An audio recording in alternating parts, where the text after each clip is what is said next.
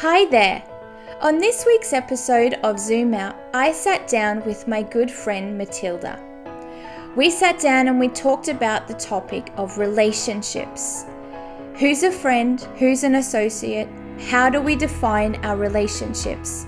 We talked about how important our relationships are in every arena of life. Grab your notebooks, grab your pens, because I know you'll want to take some notes in this. Matilda, who are you and what do you do? I'm a funny person. I'm a very social person. I work as youth pastor in Pingstkyrkan in Hässleholm. And I'm also a missionary in Serbia. And I'm married to the most wonderful husband. And How long have you been married? we got married in August last year, so a little bit more than 6 months. So I love it. It's I can recommend it to all people. Yeah. Marriage is a good idea. Yeah. Yeah. So you are a youth pastor here in Sweden, and Yes. you also do mission in Serbia. Yes. You are also one of my dear friends, one that has complete access to my life. And in all of these chats, there's something different that we talk about. But with you, I wanted to talk about a very, very precious subject, and that is the value of friendship, the purpose of friendship. And I just thought about that subject because I think that we have such a struggle in our culture with loneliness. And we all know that social media is, the more we're on social media, the more we have this fight. Everybody wants to be on social media, but not many people want to hang out and build real, authentic relationships. And so I was thinking a little bit about this, and I've been doing a lot of self-discovery and examining my life and looking at the people that I have in my world who's speaking into my life. And I just kind of realized, I never realized this when I was younger, but I realize it now, just how important it is to be careful of who has access to your life, because the people in your life really contribute to the way that your life goes, because you listen to the voices of those that are in your life. And I think that I am not a person that has a lot of friends. I am a person that has like just a few friends, but I have good quality friendships, and that I have been very intentional about that, because I want to make sure that I have wisdom in my circle. And I think very often we tend to treat associates as friends. Associates are people who we maybe pass a little bit, but sometimes we kind of assume we have to treat them like our friend, but actually we don't have to treat them like a friend. A friend has a different access to us.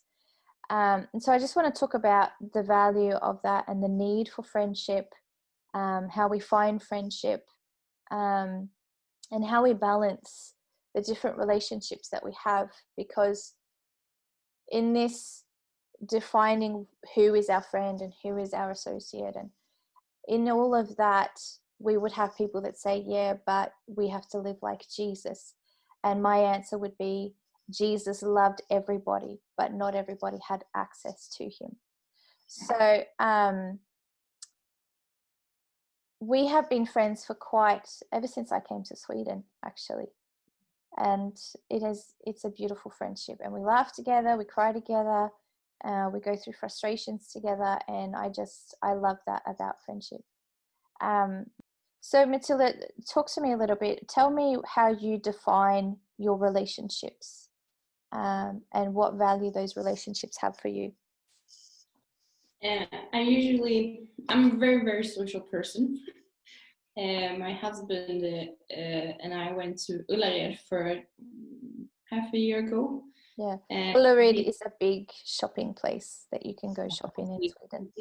I love it. I love it. And he said, I promise you that you will find at least one person that you know in this shopping mall. Like, I was like, no, that's not possible. You know, there's 20,000 people here. I can't find. It took 10 minutes and I found somebody in the parking lot. So I'm a very social person. I realized that. But it's different, you know, friends and friends. As you said, who has access to my life is different people. And I think it's very good to realize it sooner than later. Why? Because if you give access to everybody,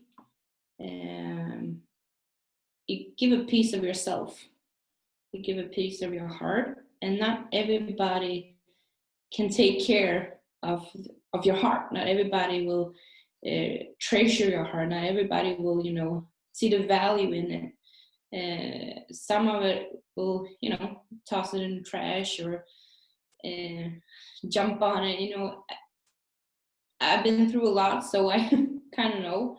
But it took me a while to see, okay, not everybody has to know everything about me. You have some friends that you talk about, you know, hello, you know, family's good, married life is nice. Yeah, coronavirus now, you know, we stay at home and we eat food. But kind of that. But then you have friends, you know, very close friends that you can say everything to. And I don't think you should have a lot of friends like that. Because or I don't have a lot of friends like that. I have like 4 or 5 people who knows everything about me. Even when I struggle, and I have some friends that they can look at me and know what I'm feeling. I don't have to say anything, and they will just bring me a Coca-Cola. I'm like, you need some energy now. I'm like, yes. And I think it takes time to build up the friendship, so you have to be patient. How do you build a friendship? When you because friendships are things, they're built. You don't just have one. There's something that's built over time. How have you approached the building of your friendship circle? I like fika. So I usually invite people to go get some fika and talk. Fika is coffee and something to eat. Swedish fika. Yes. It's talking. It's speaking up for what you believe in also, and see if the person respects your thoughts. But most important is it's be comfortable being yourself. So if both of you can be yourself, you know, it starts to be comfortable, and you can talk about high stuff and low stuff and deep stuff, and nobody's judging, nobody's pointing fingers. And in the beginning, maybe it starts about, you know, the weather and clothes, and then it gets deeper. And what do you think about this, and what do you think about that? And you open. I don't think you should open, you know, all the doors at once to your heart. You should take it step by step.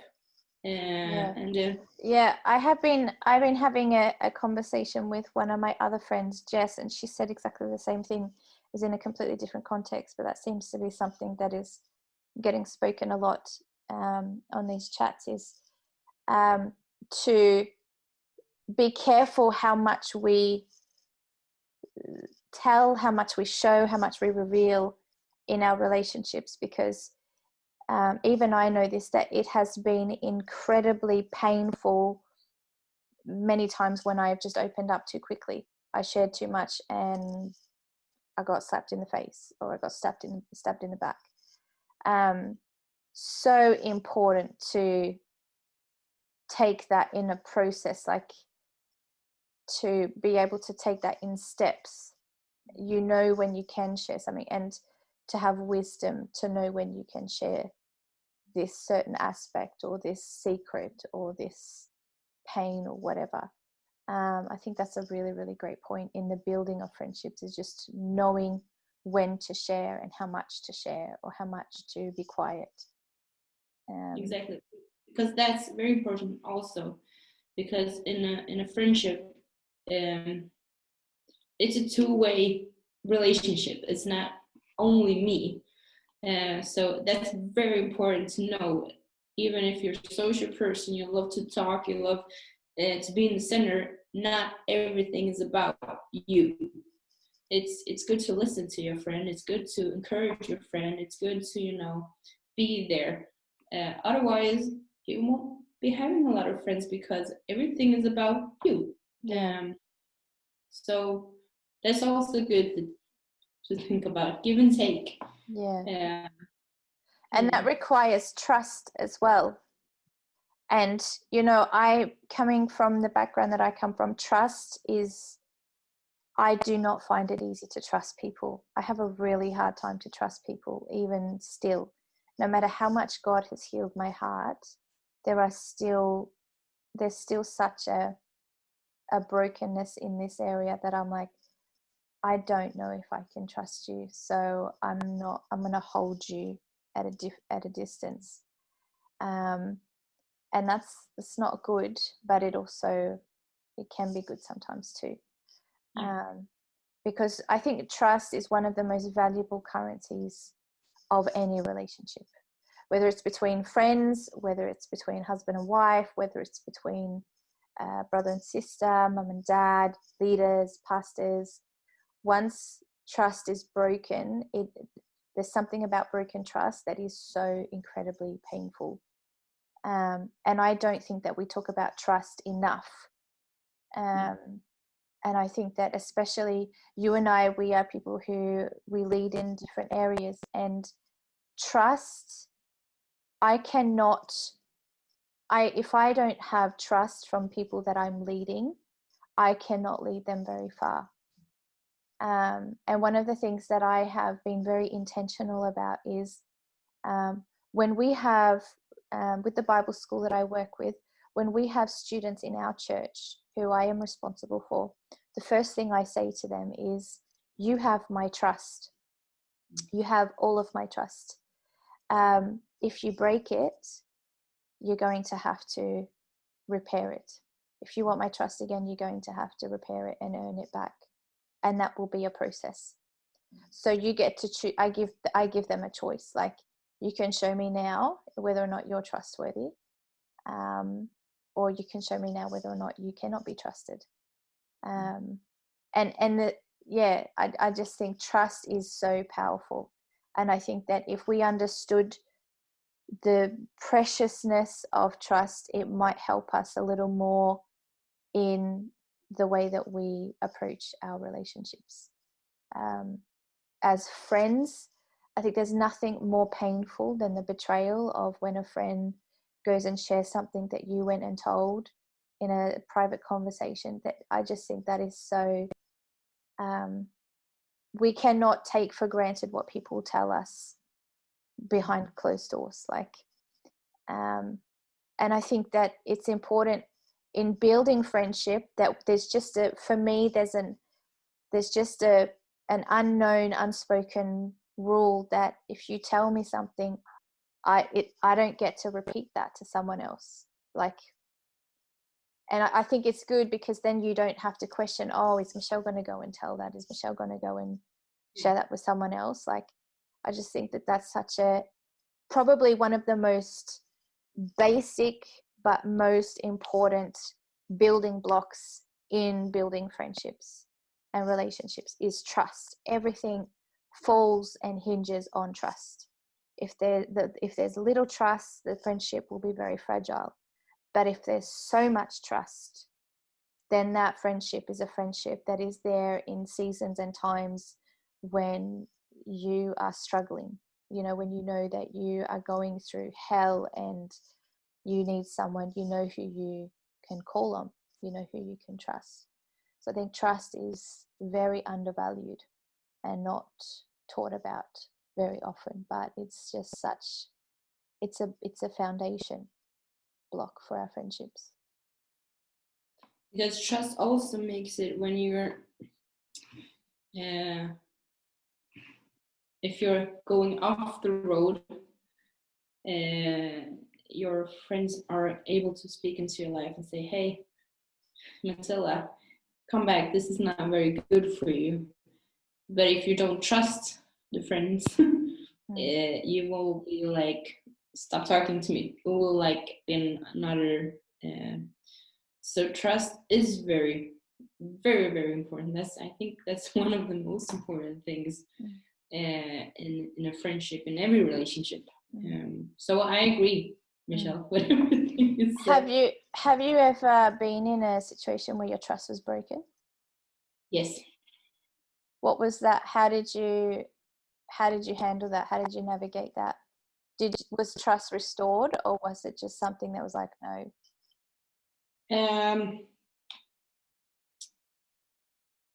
It was I told the person a secret, something, secret, but I was dealing with stuff, and I found out 2 days later that the person told another person.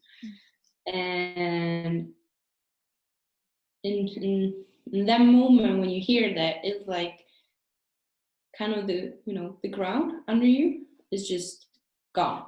You're just falling because you trusted this person. And even if the other person says sorry, it still hurts. It hurts a lot because you put a lot of trust. You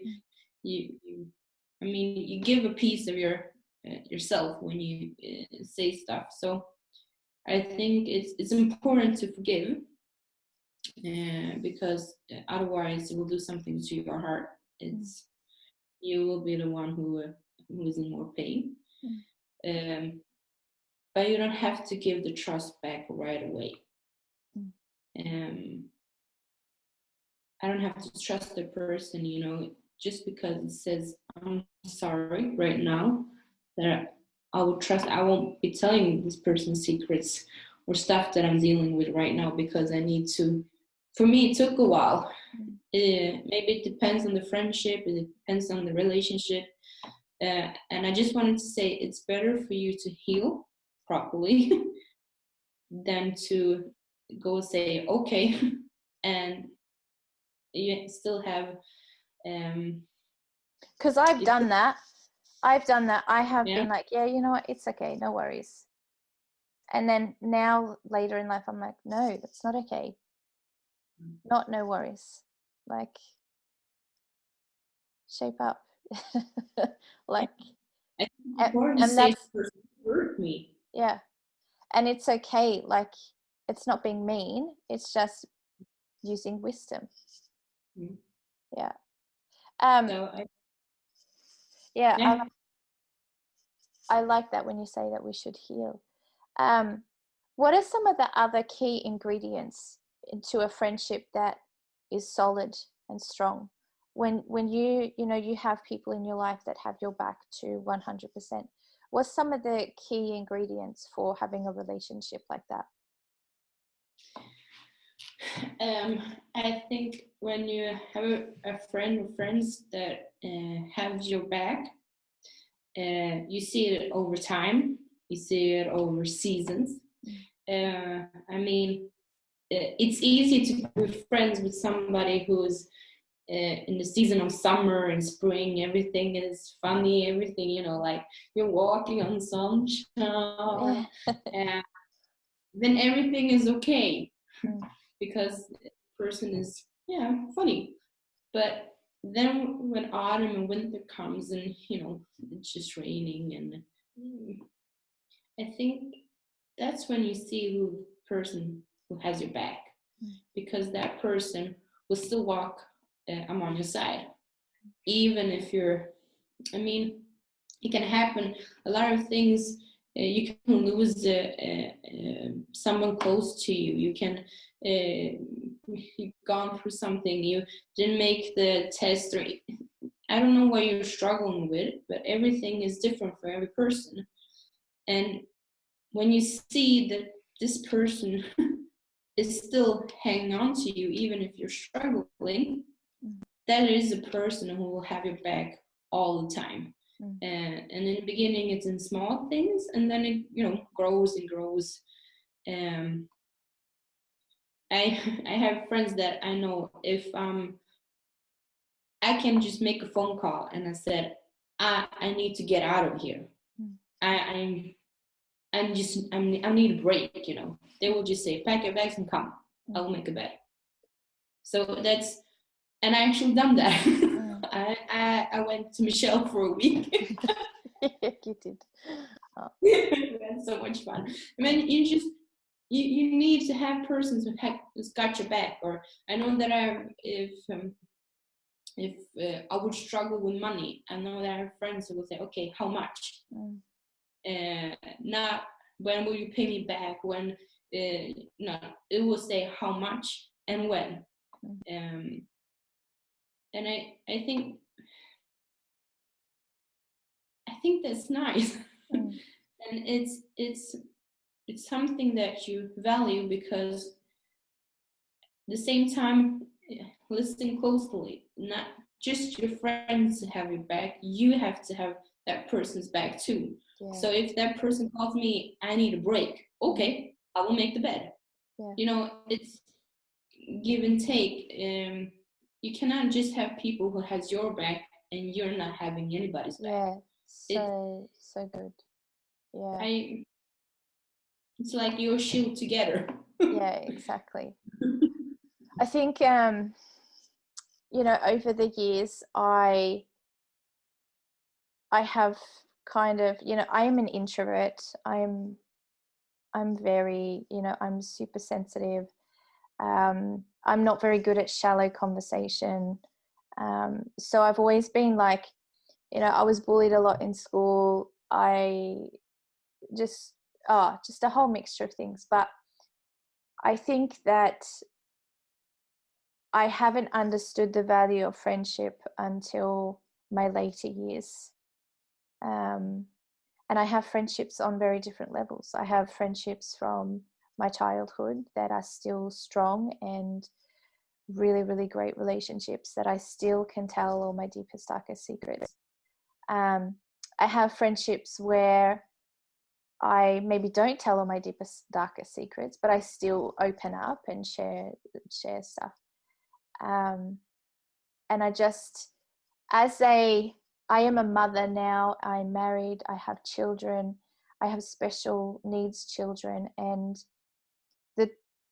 when we became parents, our circle of friends shifted, and that has been a grief in my life.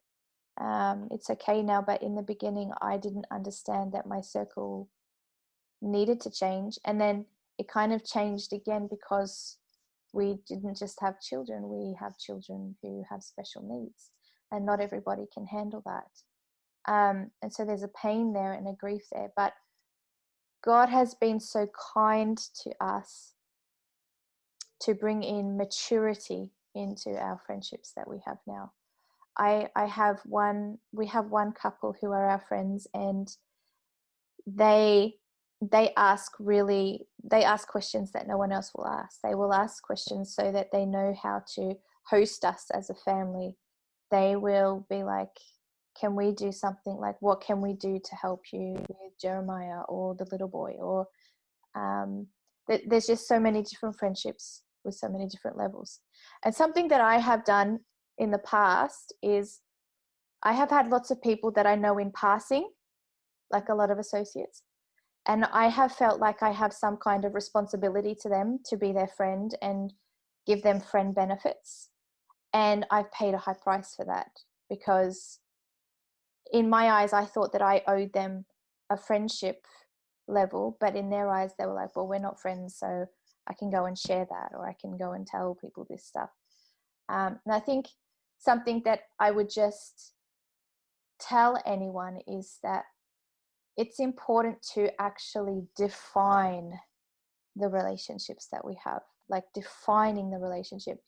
Like I have people like you, I have a small group, a small circle of people that I have defined who they are, and I've defined how much they get to speak into my life. I have defined I've just defined the boundaries, and that has helped me to be healthy as a person and healthy in my approach to relationships, because we get a lot of encouragement, but we also get a lot of criticism in life. And one of the things that I am not able to handle is too much criticism. We both have people that we lead, and we always hear that leadership, it gets lonely. But I actually don't believe that that has to be true. I think if anything, as leaders, we should be very intentional about having relationships and cultivating relationships and nurturing relationships so that we are not in a place where we're lonely. How do we do that? How do we as young leaders make sure that we reach out so that we're not doing things on our own, that we have the right people in our life? How do we make sure that the people who are in our life are the right people? I think it's important to talk about friendship. Usually we often don't talk that often about leadership and friendship. I think it's important to tell people that you're leading, I'm not alone. I tell example when I'm talking about teaching my youth, and telling you I'm not doing this by myself. I have my husband who's is close, who sees everything, who knows everything, even when I'm in a bad mood. Poor guy. So yeah. But I also have friends, who know, who work in church, who knows how it is, who I think it's very important if you're in church, in ministry, or even if you're Sunday school teacher, whatever you are, don't isolate yourself. Always look for somebody to talk to inspire and to be inspired of. Even just to make a phone call. I mean, I don't know what I will do without my friends that I'm like. It's not hard to be a friend. No. I think some people are really lazy. I'll just be honest. I think some people are really lazy in this area. Yeah. Like I have had people in my life and I have really invested. And it's like, do you even consider me as a friend? Like, I don't really know that, like, I get unsure. And I'm like, are we even friends? Like, this is why I think it's so important to define and be clear who's in our circle and who is actually our friend. Because some people won't put the same effort into it. And it's important because also who you allow to speak into your life. I mean, there was a time I was about to preach, and I called friends. I was like a mess. I was really a mess. I was like calling my friends, telling everybody, pray for me. I don't know what to do. I don't want to do this. And in that moment, I realized who my real friends were, because my real friends were there. They were, they were fighting in prayers. They were encouraging me. They were sitting in the front row. They were, listening to on the radio, or they were like, I knew that they were there. And then I had friends that I thought were my friends. I heard, and thank God I didn't hear it the same day. I heard a week later telling me, we didn't know that you were able to do it. I was like, I'm sorry, what? What? So just want to say, even if you're a leader, don't be a leader by yourself, because people and friends will encourage you to stay, take a step out of your comfort zone. They won't leave you by yourself. They will be there cheering you on. Come on, you can do it. And if they see something, they will help you bloom and blossom, and to reach out your full potential. That's friendship. I mean, that's something I really, really value. I love when people encourage me and even challenge me to do stuff that I'm maybe not really used to or comfortable. Yeah. Okay, let me just stop you there. I want to ask you a question. Do friendships not have conflict? Because I think sometimes people think that in my friendships, if we have conflict, then we're not really friends. I think conflicts are good sometimes, actually. I do. Do our friendships have conflicts? Because I think some people think that if a conflict comes, then we're not friends anymore. Or I think a relationship that doesn't have conflict won't grow. No, it won't. I think, and even how you handle the conflict will define how your friendship and relationship will build and go on and be strong. Or if you say, thank you for this time, but I think it's important. Yeah, I think conflict is very important in friendships, and learning how to navigate that conflict. Because I have found in any relationship, if we are able to get through a conflict, it's taken the relationship to a whole new level. There's a whole new love there. There's a whole new appreciation there. There's a whole new level of respect there. And I think that if we are able to navigate conflict in our friendships, then we will have a greater understanding what true acceptance looks like and feels like. Because I think the reason that we run away from conflict in our friendships is because we're scared of not being accepted. So I think trust is so important for a friendship. Acceptance, like true acceptance, forgiveness, understanding. Like if there was just a recipe, ingredients, and with a recipe to put into friendship, there's so many beautiful things that we actually can put in to have really great relationships.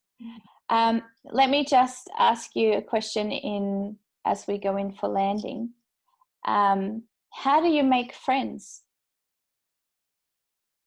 You say, hi, my name is Matilda. What's yours?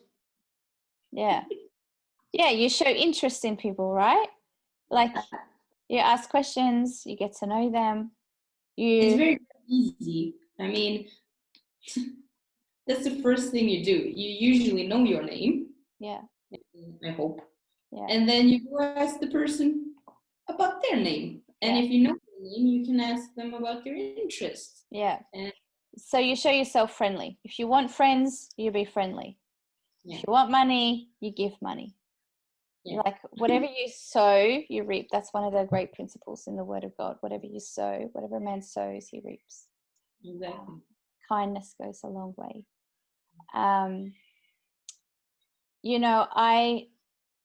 I think that it's so important that we know who's in our life and we know who has access. And I think it's the last 12 months I've been through a process of defining my relationships and kind of not giving energy to those relationships that are not exactly healthy or not exactly contributing or adding any value. I'm learning to love everyone, but not give access to everyone. And so a couple of months ago, I sent a text message out to how many was it? 4 women. I sent a text out to 4 women. You were one of them. Just to establish and just to reach out and say, hey, you know what? I just want to acknowledge that you are one of my safe places. Because when we talk about friendship, we're talking about having a safe place. Everybody needs a safe place. Everyone needs a place that they can run to for shelter when it's needed. And so I don't know who's listening, I don't know who's watching, but in these few short minutes, I hope that you have understood that there is a value and a need and a purpose for friendship. And God is the author of friendship. He wants to be friends with us. He wants to have relationship with us. And I understand now why parents, I've seen many parents with their kids be like, you do not need to be hanging out with those kids. And, you know, I've seen kids throw a tantrum because of it. But actually the parents, it's not until later that you realize the parents were doing you a favor by not allowing you hanging out with those rebellious, naughty kids. Because the Bible says that bad company corrupts good character. So do you have any final thoughts that you would want to share and contribute, particularly to young leaders? Because young leaders, I mean, we are there. I'm a little bit older than you, but we are kind of, we're still navigating these waters, but we've come to a place where we've understood that we need to have value for the friendships, the true friendships in our life. What would you say for young leaders? I would say take a day, take a week, take a month, take time and go through your relationships. Even ask God, who am I letting to speak into my life? And also who brings me closer to you than pulling me away from you. And that's very, very important. Great question. That's have friends that you know challenge you and tells you, you know, read your Bible, pray, and do something for your church. And you know, those friends will last, you know. And I will also say, and if you see people that friends maybe in your relationship with people that speak into your life that won't build you up, won't, you know, they're not giving, not supporting you, not. I will just say it's okay to say goodbye. It's okay to take a distance. It's okay to have a relationship like, hi, how are you? I'm fine, and that's that. To protect your own heart. That's even in the Bible it says, guard your heart. So I would just say that have friends and have value friends and think about it and love people, but think who you share things with. So yeah, and don't forget to have fun. Yes, have fun. We like that. Have fun. Laugh lots. Yes. Matilda and I laugh all the time. We spend 95% of our time laughing. And no one else has no idea what we're laughing at, but that's okay. Matilda, thanks so much for giving me some time and sharing some of your thoughts about friendship. Thank you. I am very grateful for our friendship. I love you, I respect you, I honor you, and I think you're amazing. So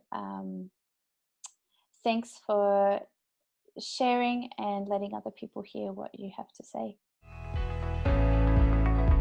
Thanks for listening to this week's episode on Out of the Heart podcast. See you next week.